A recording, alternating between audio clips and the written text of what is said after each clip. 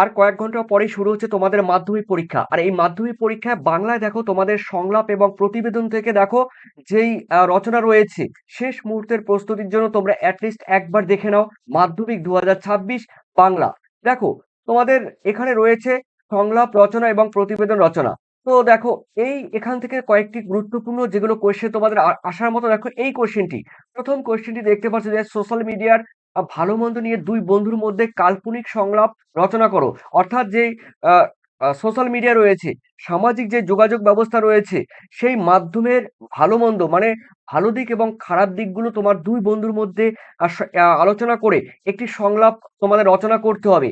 এরপরে রয়েছে দেখো তোমাদের সেকেন্ড কোয়েশ্চেন রয়েছে দ্রব্যমূল্য নিয়ে, মানে দ্রব্যমূল্য বৃদ্ধি নিয়ে, তোমরা বলতে পারো দ্রব্যমূল্য বৃদ্ধি নিয়ে দুই বন্ধুর মধ্যে যে একটি সংলাপ, সেই সংলাপ তোমাদের রচনা করতে হবে। এরপরে রয়েছে দেখো তোমাদের তিনে তিনে রয়েছে ছাত্র জীবনে দেখো অনুশাসনের প্রয়োজনীয়তা বিষয় দুই বন্ধুর মধ্যে কাল্পনিক সংলাপ রচনা করতে হবে।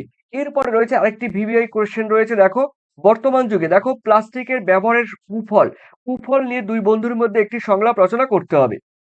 এরপরে রয়েছে দেখো পাঁচে পাঁচে রয়েছে দেখো বর্তমানে পথ নিরাপত্তা, এই পথ নিরাপত্তা বিষয় সচেতনতা নিয়ে দুই বন্ধুর মধ্যে একটি সংলাপ রচনা লিখতে হবে। দেখো বর্তমানে যেভাবে রাস্তাঘাটে বা সড়ক পথে যেভাবে অ্যাক্সিডেন্ট হচ্ছে, দুর্ঘটনা ঘটছে, সেই বিষয়ে দেখো সেই বিষয় বিশেষ করে নিরাপত্তা বিষয়ে সচেতনতা বাড়ানোর জন্য দুই বন্ধুর মধ্যে একটি সংলাপ রচনা করতে হবে। এরপরে রয়েছে দেখো তোমাদের পাশ ফেল, পরীক্ষায় পাশ ফেল থাকা থাকা কি উচিত কিনা, এই বিষয়ে কিন্তু দুই বন্ধুর মধ্যে কাল্পনিক রচনা উল্লেখ করতে হবে, লিখতে হবে। মাধ্যমিকের পর কি বিষয় নিয়ে পড়বে, এই বিষয়ে দুই বন্ধুর মধ্যে কাল্পনিক সংলাপ রচনা করতে হবে। দেখো মাধ্যমিক পরীক্ষার পরই তোমাদের রয়েছে সায়েন্স রয়েছে, আর্টস রয়েছে, কমার্স রয়েছে, কে কোন বিষয় নিয়ে পড়বে সেই নিয়ে দুই বন্ধুর মধ্যে দেখো কাল্পনিক সংলাপ লিখতে হবে। এরপরে রয়েছে আটে সাহিত্য পাঠের প্রয়োজনীয়তা বিষয় দুই বন্ধুর মধ্যে সংলাপ রচনা করতে হবে। দেখো সাহিত্য পাঠের প্রয়োজনীয়তা বিষয়। এরপরে রয়েছে দেখো জল, এই জল অপচয় ও সংরক্ষণের বিষয়ের মধ্যে একটি সংলাপ রচনা লিখতে হবে। এরপরে লাস্টে রেখেছি তোমাদের 10-এ, দেখো নারী সুরক্ষা ও নিরাপত্তা বিষয়ে দেখো একটি সংলাপ রচনা লিখতে হবে। এরপরে এসে দেখো তোমাদের প্রতিবেদন, তোমরা যে যেইভাবে লেখো, কোনটি লিখবে না লিখবে তোমাদের ব্যাপার।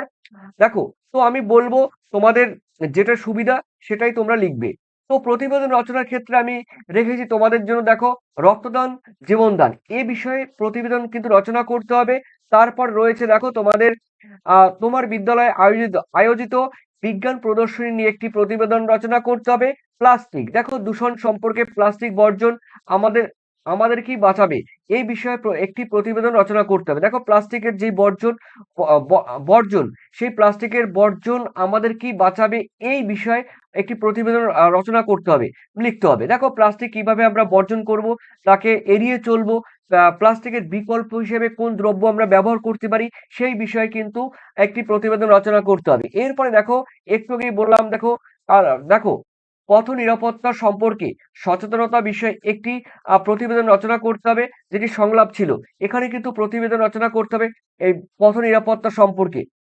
তারপর রয়েছে দেখো তোমাদের বিদ্যালয়ে একটি সাংস্কৃতিক অনুষ্ঠানের বিষয়ে একটি প্রতিবেদন রচনা করতে হবে।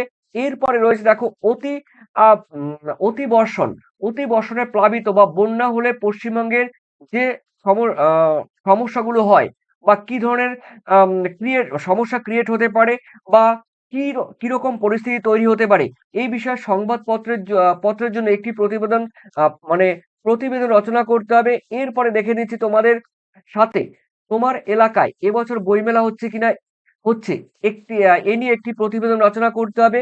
হারিয়ে যাওয়া দেখো হারিয়ে যাচ্ছে বই পড়ার অভ্যাস, এ নিয়ে একটি প্রতিবেদন রচনা করতে হবে।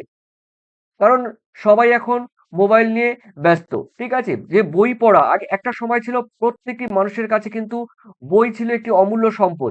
সেখানে সেই বই বাদ দিয়ে এখন মানুষ মোবাইলের দিকে ঝুঁকছে। তো সেই হারিয়ে যাওয়া বই পড়ার অভ্যাস এ নিয়ে একটি প্রতিবেদন রচনা করতে হবে। এরপরে রয়েছে তোমাদের ডেঙ্গু। দেখো ডেঙ্গু সচেতনতা শিবির, এই বিষয়ে একটি প্রতিবেদন রচনা করতে হবে। তারপরে রয়েছে দেখো তোমাদের এলাকায় অরণ্য সপ্তাহ পালিত হয়েছে কিনা, এ বিষয়ে লিখতে হবে। আর এক্সট্রা আরেকটি কোশ্চেন দিয়েছি, দেখো তোমাদের বিদ্যালয় স্টুডেন্ট সপ্তাহ পালিত হয়েছে, এই বিষয়ে একটি প্রতিবেদন রচনা করতে হবে। তো দেখো, আশা করি এর মধ্যে থেকে তোমরা পরীক্ষায় কমন পেয়ে যাবে। আর অবশ্যই তোমাদের মূল্যবান কমেন্ট সেকশনে জানিয়ে দিও। আর অবশ্যই ভালো থেকো, সুস্থ থেকো। আর তোমরা পরীক্ষার সময় দেখো, আমি বলবো তোমরা যখন এক্সাম দেবে প্রত্যেকটি কোশ্চেনের টু দি পয়েন্ট কিন্তু আনসার দেবে। কোনো কোশ্চেন ছাড়বে না। এই প্রত্যেকটি কোশ্চেন আনসার দেওয়ার চেষ্টা করবে। কোনো মানে অর্থাৎ ফাঁকা খাতা জমা দেবে না। যেই কোশ্চেনটি পারবে না সেটাও কিন্তু লিখে দিয়ে আসার চেষ্টা করবে। ও তো অবশ্যই তোমাদের মূল্যবান কমেন্ট সেকশনে জানিয়ে দিও। আর তোমাদের সবার পরীক্ষা যেন ভালো হয় এই আশাই কামনা করি। Thank you. Best of lakh.